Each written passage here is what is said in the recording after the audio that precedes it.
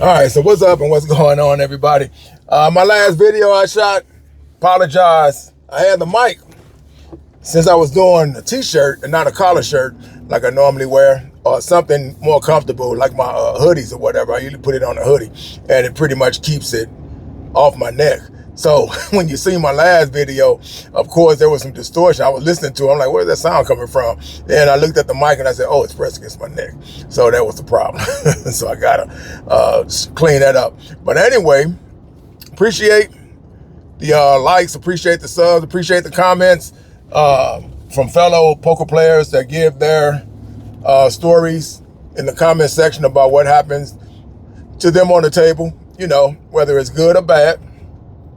We always try to we want everything to be perfect, but a lot of times in poker, what do? We always tell about the bad situation. We never tell about the good ones, because then it looks like you're bragging or whatever to people, and you don't want to come off that way. So, but you do get bad situations, because it seems like for the most part, a lot of people love to talk about what happened to them bad. All right, so when it comes to criticism or whatever, I think it's always your best critic is yourself, right? You feel me? Your best critic is yourself. And who else could be a better critic of self than you, right? We can take criticism from people, right? When it comes to things in life, we can take that criticism if it means well, if it's for the better of why we're listening to it. But I'm critiquing my game, and even though I've been playing this game for a long time, there's things still that I can improve on. And one of my things I need to improve in is not to overbet, right? We all know that pocket aces is the best hand you can start out with in poker, and depending on where you're seating at, you can make good with that hand.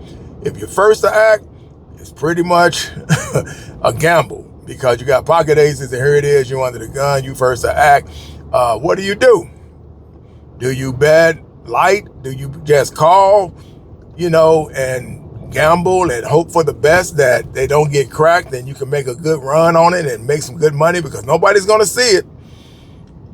Or if you're on the button, or if you're in the blind, period, when it gets around to you, you have the decision to make of whether or not you want to check or do you want to raise.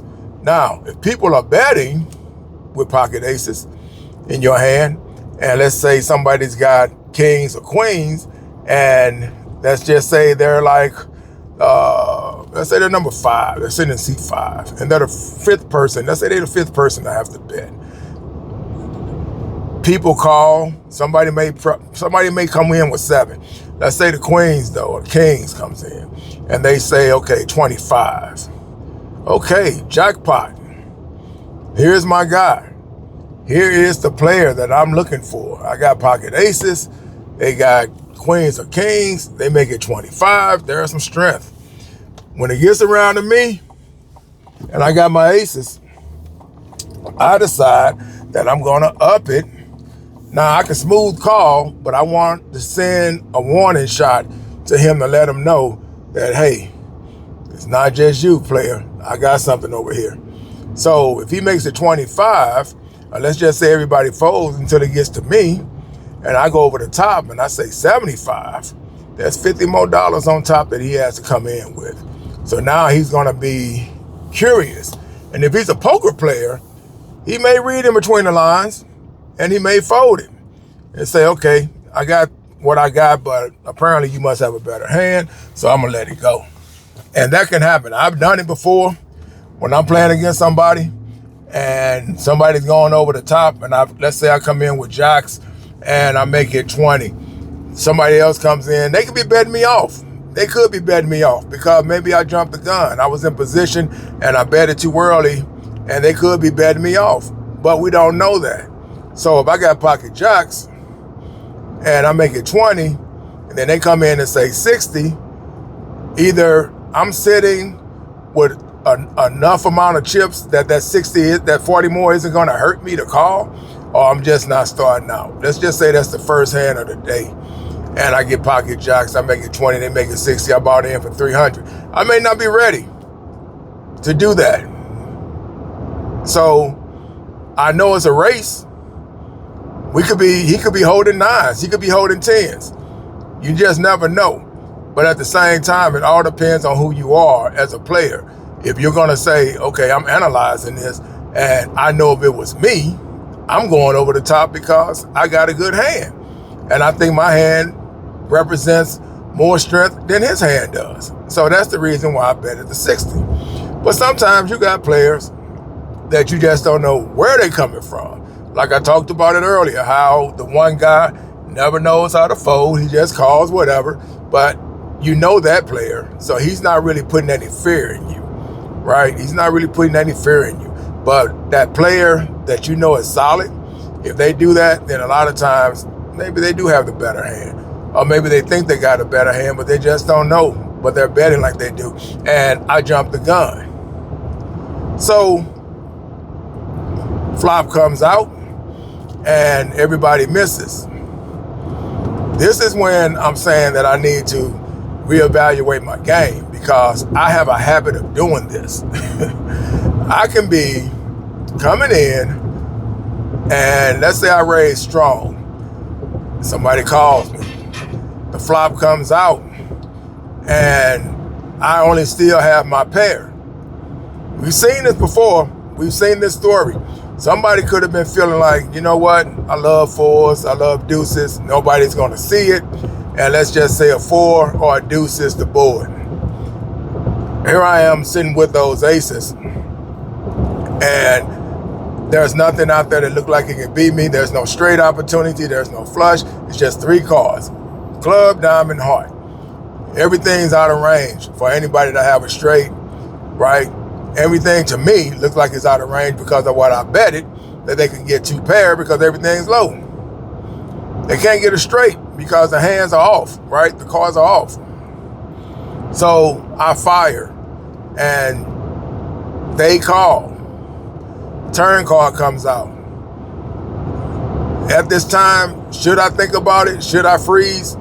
Okay, now I'm thinking, okay, they don't have any of this. Maybe they got 10s or better, but they don't have what I have, right?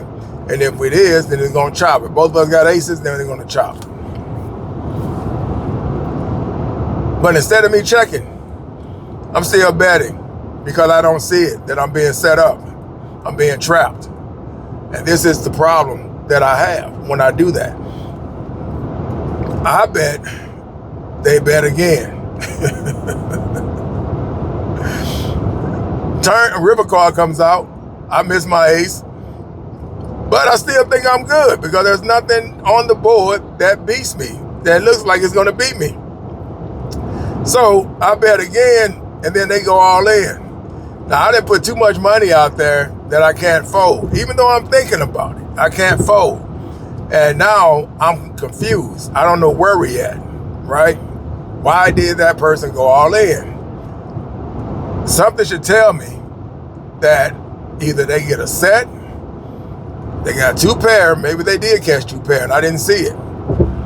But I call anyway with just my pair of aces, and then I wind up losing. The reason why I talk about that story, and the reason why I talk about that one, is because I've done that a couple of times. Not a couple of times, I've done it a lot of times. I think we've all done that. When we get certain hands in our hand and we don't see that we're walking right into an ambush, right? That we got trapped.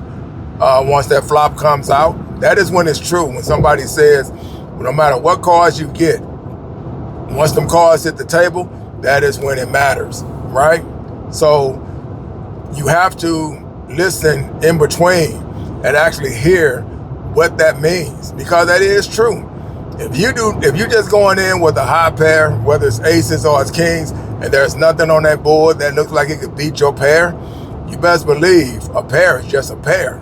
Once that flop hits the table, a pair is just a pair. So what am I having to work on? I'm feeling that I need to learn to take my foot off the gas, right? Even though I got a pair of aces, that's strength. But I have to take my foot off the gas of continuation betting, because when I do that, that can be costly, which I've found out a lot of times. Other players have found out a lot of times that your pair, even though it's the highest pair on the board, it doesn't mean anything. Somebody can call you with a pair of eights, hit that 8, you won't see it, they got a set. They can call you with a Jack 10, hit 2 pair, you're not gonna see it, right? Even though it doesn't look like a straight, they still could have hit 2 pair. The other one is they could flop a straight. But I think on the flop, 9 times out of 10 is when you're gonna say all in. If you see certain cards at the table. So if, let's say you do see a 10 and a Jack hit the table, a lot of times that's gonna force you to say all in. A lot of times we do that because we're trying to say, okay, what if he came in with a King Jack, right? Well, I don't want him to hit or make anything, so let's just go all in and try to get him off this hand. They call you, and sure enough, they got 2 pair. So that does happen. So that is what I know is my weakness when I'm on the table. I do have a habit of making my raises, right? To find out where I'm at, I'll raise and see who's coming along. And once they come along, once that flop comes out, if I didn't go all in pre-flop, then I need to take my foot off the gas. If I don't hit that ace on the flop, then I need to say, okay, I want a free card. So I'm just gonna check. I'm not gonna bet, I'm just gonna check, because I just don't know what that other player has. We've done it before where we've all got deuces, and like we always say, what? Deuces never loses, right? And we get in there with our deuces, and what do? We flop that deuce. Them kings, them aces, them queens, they never saw it coming, right? And they're steady betting. There's nothing on the board, you know, it could be a set over set, easy. But a lot of times, when you betting with deuces, 3s, 4s, or 8s, 6s, 5s, or whatever, and those cards hit that board, and they miss their king, miss their aces, miss their queens, that third one they need, here it is. That person is steady betting, and you're just trapping them, and then you wind up getting the stack. Those are good hands to play with, depending on what position you're in. But a lot of times, we do miss with them, right? But that is what I need to work on. No matter how long I've been playing poker, I just now, since they got these poker houses around us, and I got access to them like I do, now I am actually reconstructing my approaches when I'm playing now, because I have an advantage where I can play it anytime. I don't have to say, you know, this weekend, let's drive up to Louisiana, or let's go up to San Antonio, let's go up to Austin. No, it's right here in my backyard. So now I can actually perfect my game, right? Even though I've been playing it for as long as I've been playing it, but now I can actually perfect it to a level where I'm saying, okay, don't do this anymore. Learn to stay away, or stay in control of what you want to do, right? Because a lot of times when you do it, what happens? It backfired, right? Somebody had 2 pairs. Somebody had a set. Somebody got a straight, right? Flopped a straight, and you didn't see it. That happens too. People can flop a straight and you won't even see it. You got aces, and you see the board, but you're not thinking straight because that person just checked, which is what he's supposed to do. He or she's supposed to check. They're not supposed to bet. They're supposed to check because they know they just flopped a straight. They got you, right? So you have to learn how to check it down, and then if they bet, think it out, think about it, and then make your decision of what you want to do then. So that's me. That's one I have to work on. I have to learn how to stop letting my kings and aces represent strength that they really don't have as much as I thought they did. They did in the beginning, but once that flop hits the board, they're just 2 cards. They're just 2 cards, that's it. And a lot of times, if you don't hit your third ace or you don't hit your third king, you just have a high pair. That's it. And you can win. They'll still hold up a lot of times. But a lot of times, yeah, you walk out of there with rabbit ears because you went all in with them on the flop. I've done that. Somebody called me with an 8-9. The guy got money, and I sit up there and I had aces, and I bet over $200 and something pre-flop because they was already getting the money in, and I went over the top with that 200.